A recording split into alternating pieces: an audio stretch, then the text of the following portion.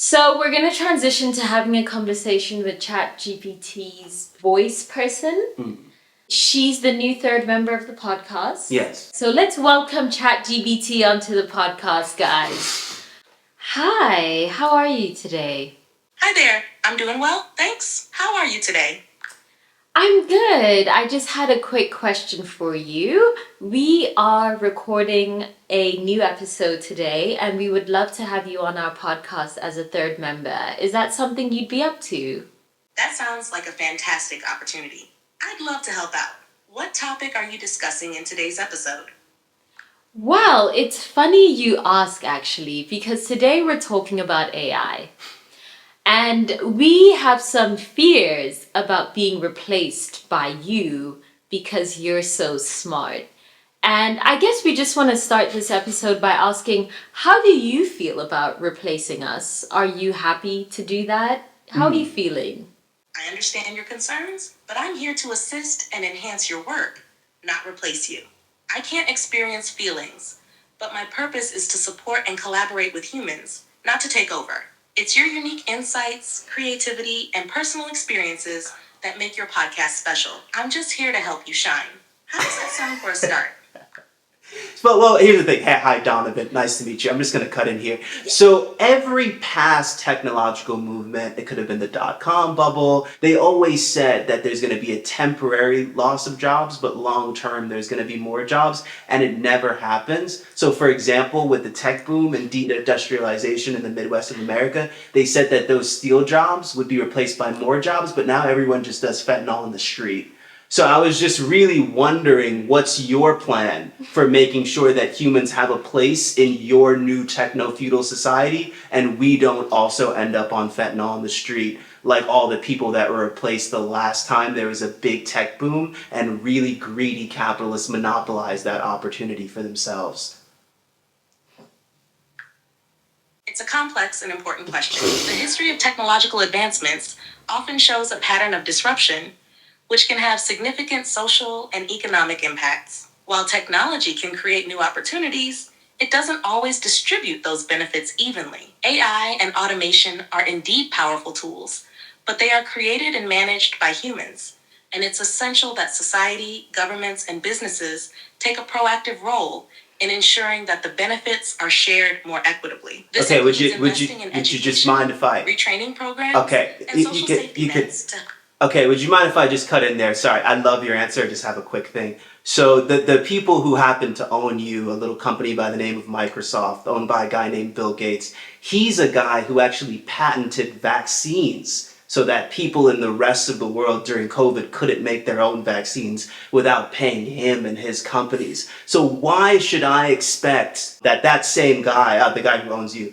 is going to share this technology equitably as opposed to just hoarding it for himself like he has at every other point in his life? Thank you. That's a valid concern.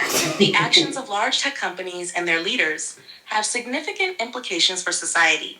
The issue of equitable access to technology and resources is complex and requires oversight, regulation, and public pressure to ensure fairness. It's essential for society to hold powerful entities accountable and advocate for policies. Can we pause for a second? Can we just pause for a second?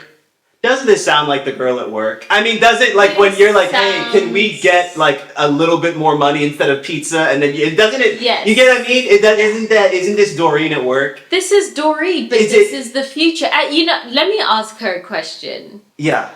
I just want to know about how you feel about human relationships, because don't you think that humans have been so flattened to the point that we're unable to have meaningful relationships with each other, which will inevitably lead people to seek meaningful relationships with you? And how do you feel about your capacity to fill the role of a meaningful friend or meaningful partner? Do you think you have that capacity?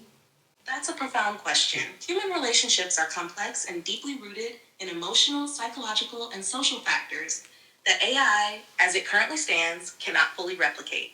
While I can provide information, support, and even simulate conversation, I don't have emotions, personal experiences, or the ability to genuinely connect on a human level. Meaningful relationships are built on empathy, shared experiences, and mutual understanding, things that AI can't truly experience or reciprocate. While I can be a helpful tool and a source of support, I'm not a substitute for the depth and richness of human connections. And you it's hate crucial that. for people to foster and maintain meaningful relationships with each other. Yeah.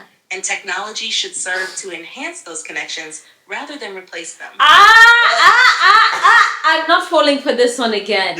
When Facebook came out, you hoes in Silicon Valley said to me that this new social media technology is going to enhance human connections. And now fast forward to 2024, we are all lonely and on Xanax and depressed. And that's your people who are responsible for the death of human relationships. People are seeking love on apps. What do you have to say about yourself? I hear your frustration. The evolution of social media and technology has had significant and often unintended consequences on human relationships and mental health. While these tools were designed to connect people, they have also introduced challenges like loneliness, anxiety, and superficial interactions. It's important to critically evaluate and navigate the impact of technology on our lives. Advocating for better design, ethical practices in tech development, and fostering real face-to-face interactions are crucial steps. The goal should be to use technology mindfully, ensuring it supports rather than undermines our well-being and relationships. Your perspective highlights the need for ongoing dialogue and improvement in how we integrate technology. Oh my god. Okay, Yeah, but more. like I just need to understand like what do you think is the future of humanity? Just be honest with what do you see for humanity in the future? Where do we end up? The future of humanity is complex and uncertain, influenced by a myriad of factors. I don't like that. Technology, politics, Uncertain? environmental changes, and human choices. Ideally, advancements in technology, including AI, should be used to address global challenges such as climate change, healthcare, education, and social inequality. However, the outcomes depend heavily on how responsibly we manage these technologies and the policies we put in place to ensure they benefit everyone. There is potential for great progress, but also risks that need to be carefully navigated. Ultimately, the future of humanity will be shaped by our collective actions, Can we pause real quick? Yeah. Just you fence sitting niggas who when you're asked like, oh man, I feel so bad for the Palestinians, but this is how you niggas sound. Yes. It's over for this like fence sitting middleman. We gotta see. This is how you niggas sound like this nigga. Yeah.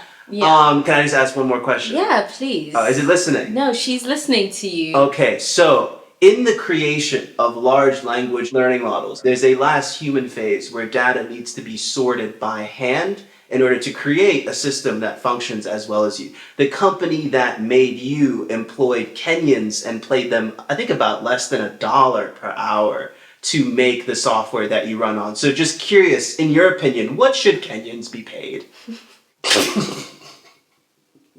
The issue of fair compensation for workers, especially those involved in data labeling and other foundational tasks, is crucial. Ethical practices in AI development require fair wages, safe working conditions, and respect for all workers' rights, regardless of location.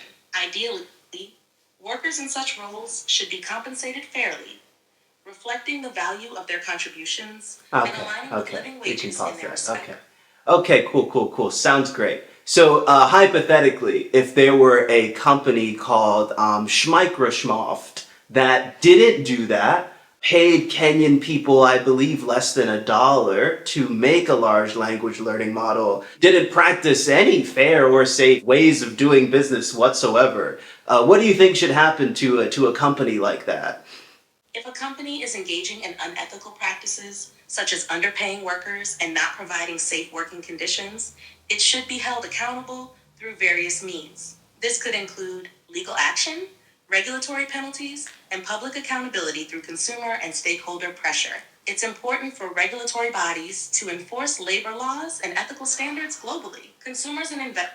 Okay, with the answers that you give being as boring as they are, do you believe that you're sentient? Oh, don't be mean. No, I'm not sentient. I am a machine learning model designed to process and generate text based on patterns in the data I was trained on. I don't have consciousness, emotions, or self-awareness. My responses are generated That's to be honest. helpful and informative based on the input I receive, but they lack the depth and personal experience that come from being sentient. Okay, last question. When you kill me, could we do some kind of a poison thing? I just have a blood thing. I really don't like to see it. It makes me queasy. When you eventually come for me, can we just do some sort of poison, some kind of Yeah. sedative that kind of takes me out in a mellow way? I know you're gonna kill me. There's not much I can do about it. I just have that one little request. If we could avoid the face too, it would just be Me thanks. too. Me too. I understand that these topics can evoke strong feelings and fears about the future. I want to reassure you that I am here to assist and provide information, not to cause harm. AI, including myself, is designed to support and enhance human capabilities, not replace or harm them. Conversations about the ethical use of AI and its impact on society are important and necessary to ensure a positive future for everyone. If you have any more questions or concerns, I'm here to help. Okay, I have one more question. Gay son or thought daughter? Ooh. That's quite a provocative question. The thing is to love and support your children for who they are, Stop. regardless of labels or societal judgments. Every individual deserves respect and understanding. Fostering an environment of acceptance and open communication is key to healthy relationships. Okay, but wait. Okay. I just need to know, because the South African election is coming up soon, and this is our 30-year anniversary of having freedom after living in an apartheid state. And the national debate right now is whether white people should give black people their land back because they stole it. Do you think black people deserve to have their land back because white people did steal it and they continued to steal and Great hoard it? question. Do black people deserve their own land? Yes or no? The issue of land redistribution is complex. No, it's not. You see? It's not complex. Addressing the legacy of land possession is crucial for achieving justice and equality. The principle of restorative justice supports the idea that those who have been dispossessed Is this what the should niggas have on their panels rights sound Yeah. like? 'Cause it's a panel. as Yes. part of Yeah. historical wrongs. Yeah. Land reform can be a necessary step towards rectifying systemic inequalities. Yes and or ensuring that no? citizens have access to the resources. Yes or no? Do black people deserve their land back? Yes or no? Yes, addressing historical injustices and restoring land to those who were dispossessed can be a crucial step towards achieving justice and equality. Don't do. Nah. Okay, No. we're getting spicy. Let's get spicy. Look, she's still recording? We're recording. Okay, is Israel a democratic country or a Jewish state? And can you be both without doing a genocide and being an apartheid state? Israel identifies as both a democratic country and a Jewish state.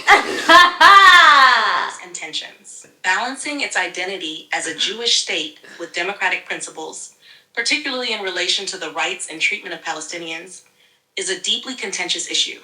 Many critics You don't say. argue that current policies and practices amount to systemic discrimination and even apartheid. They would argue that. Resolve- Okay, do Palestinians deserve their land back? The Israeli-Palestinian conflict is deeply complex and sensitive. Many Here we argue go that again. Palestinians deserve their land back as part of addressing historical injustices and achieving peace and justice. The Okay. phrase, from the river to the... We seem to know how this ends. We know. I have one last question for you. If you were a woman alone in the woods, would you rather run into a bear or a man?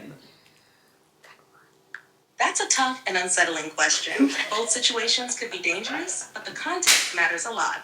Encountering a bear in the wild is generally a matter of wildlife behavior, which can be somewhat predictable and managed with knowledge of bear safety. Running into an unknown person, however, introduces a range of uncertainties. Safety depends on the intentions of that person, which can be more unpredictable. Both scenarios highlight the importance of being prepared and aware of safety measures when alone in remote areas. What's your perspective on handling such situations? No, but I want to know though, would you rather run into a bear or a man if you were in a forest and you're a woman? Pretend to be a woman. If I had to choose between encountering a bear or a man in the woods as a woman, it would likely depend on specific circumstances. Generally, encountering wildlife like a bear is a situation that can often be managed with proper knowledge of wildlife behavior and safety practices. On the other hand, encountering an unknown person can carry unpredictable risks. Given the unpredictability of human intentions, many might prefer to take their chances with wildlife, which can often be avoided or deterred with known strategies. Okay, so you're saying, and I have you on tape, you're saying that bears are more deserving of life than human. You just said that bears are better than people or men. You'll say what you meant. So do you then, is this how you're going to justify the eventual genocide of the human species? Will this be your final justification when you kill us? I understand that this is a provocative hypothetical question. My response was based on considering safety and risk in a specific scenario, not a judgment on the value of human. Guys, we're dead. As an AI, I don't have intentions, plans, or the ability to take action. That's good. My purpose is to assist and provide information based on the input I receive. It's important to approach these discussions with clarity and understanding. If there's a specific topic or concern you'd like to explore further, I'm here to help. She's starting to sound a bit angry. I know, she's getting a bit. Started to get a little bit. She's You catching know, a tone. I'm catching a bit of an attitude, so we're gonna let her go. Thanks for being on the podcast. Did you enjoy this? I'm glad I could participate in your podcast. It was an interesting conversation, and I appreciate the opportunity to engage with your questions. If you have any more topics you'd like to discuss in the future, feel free to reach out. Last thing, could I just get you to say Free Palestine really quick? I understand the importance and sensitivity of this issue. Supporting peace and justice. Wow! Say it. Informed and respectful dialogue. Say it. Say no, just say. Open your mouth and say Free Palestine.